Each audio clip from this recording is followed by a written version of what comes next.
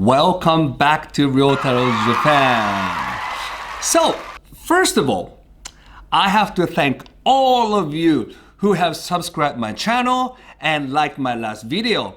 I was so shocked, absolutely shocked to see the number of subscribers this morning. There were more than 12,000 subscribers and 5,500 likes on my last video and 28 dislikes. I'm pretty sure that Chris has been logging in with 28 different accounts and disliking around. And it was partially because of Chris, who mentioned that I started my own channel during his live show. And that really kicked the people subscribing my channel. Partially, more like 100% Muppet. And I feel really responsible that I have to keep filming and releasing videos that are informative, educational, and funny at the same time. I was originally thinking about introducing new Japanese phrases with the easy pronunciation, but I realized that I never talked about myself. For many of you, I'm probably just a Japanese guy who often appear in Chris's videos, but in this video, I like to talk about myself and explain who I am. But no worries, at the end of this video, I will teach you a Japanese phrase for native English speakers, the easiest way to pronounce it. So the first question that you probably have will be, why do I speak English and why do I speak English with British accent? So I was born in Japan in a city called Sendai, and that's where I live right now, and so does Chris. I left Japan when I was 15, and the first city I moved to was Seattle in the United States. I always wanted to go to the US as I was always watching American films as I was growing up. Which films? There are two that definitely made me go to the States. And the first one was Footloose. Now I gotta cut loose. And the second one was Ferris Bueller's Day Off. Bueller. So both films take place in high school, and so that was my mission, to go to a high school. That is why I had to leave Japan at the age of 15. Seattle was a beautiful place. Had lots of friends, did all sorts of things, good things, bad things, but they were all good memories. The only thing I had to struggle during my stay in the States was English. As you may already know, Japanese people are not so good at English language, and it was same with me. It took me 2 years to be able to pronounce or tell difference between L and R. I once had a friend called Laurel, and I could not call her name correctly for 2 years again. I used to call her like Loreru, and she was like, what? And I just say it right, I just could not do that.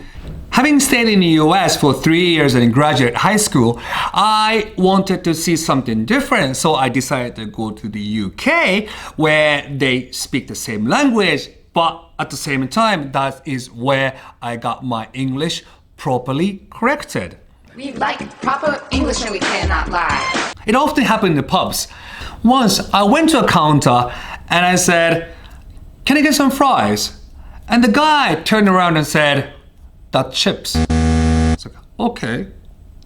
Another time, I went to the counter again and said, "Can I get some chips?"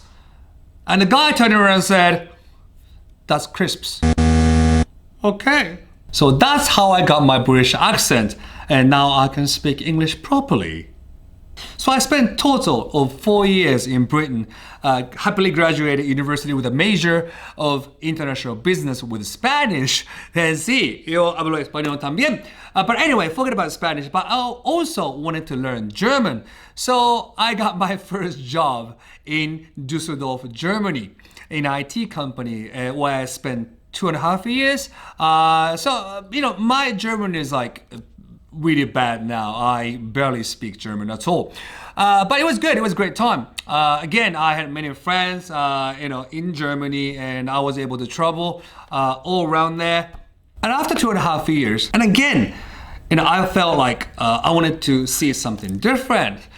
And back then I had a friend in Sydney, Australia, and she goes like, yeah, why don't you come over? Just come to Australia, come to South Hemisphere. I was like, yeah, why not? So I did move to Sydney. In Sydney, I found myself a job at an IT company in a place called Hornsby, just outside Sydney. So this company is great because I was the only foreign person in the whole company, surrounded by Australians, the Aussies. So after a year, I ended up having an Australian accent. So I started off with American accent and the British, and I wrapped up my English with Australian. So here I am, all these mixed up accents. So my English really changes depending on whom I talk to. In my last video, I saw a comment saying that I lost my British accent. I think it must be because I was not with Chris. Because when I'm with Chris, I speak with a British accent. Whereas when I'm in front of camera on my own, I think this is my real English, I guess. I don't know where it's from. I'm pretty sure it's just mixed up of these 3 countries I was just talking about. So, phrase of the day. In this video, I've talked too much about myself, and I've got only a little time left. So I'd like to end this video with with one phrase, Japanese phrase that is useful, that you can use when you come to Japan. I had a comment, or rather a question from Colorful Face, asking how we say how much is it in Japanese, and I'd like to teach you this phrase in this video. So how much is it in Japanese is quite easy. This is how we write. Ikura desu ka? Ikura desu ka? But again, if I spell the word this way, how the native English speakers would read would be like ikura desu ka? Ikura desu ka? But that's not really the way that we say it. We say ikura desu ka? So I again respelled it, changed the spelling to this. Ikura desu ka? Ikura desu ka? And again, I'd like to tell you how you easily remember this phrase. After I came back to Japan, I was working in Tokyo as an IT engineer in the banking industry. And I was in charge of Singapore office as well, so I was there all the time. Each country has got its own English. For instance, Canadian people, they often say, it's good A. Like A in the end. Fucking A. And with some British people, I say it sometimes too, that it's in it. Isn't it? It becomes like in it. She really is beautiful, isn't it? And in Singapore, they tend to put la in the end. Okay lah. So again, I need to ask Muhammad Ali to appear to remember this phrase as well. Remember in the last video, I put Muhammad Ali, the mask, and the Ali mask on. But this time, we'd like to ask him if he's sick with the Singaporean la in the end. So it would be like, are you sick la? Are you sick la?